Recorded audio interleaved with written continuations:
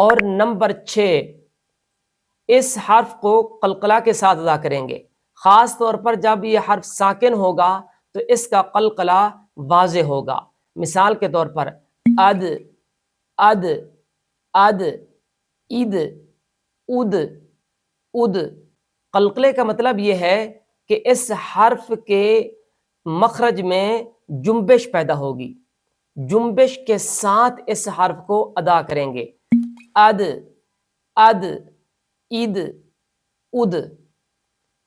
اس حرف میں بعض لوگ کئی قسم کی غلطیوں کا ارتکاب کرتے ہیں۔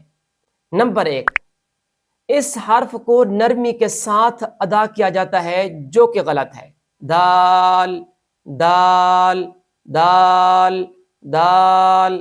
جبکہ آپ نے یہ پڑھ لیا اور سن لیا کہ اس حرف میں صفت شدت ہے، جس کے پیش نظر اس حرف کو سختی کے ساتھ ادا کیا جاتا ہے۔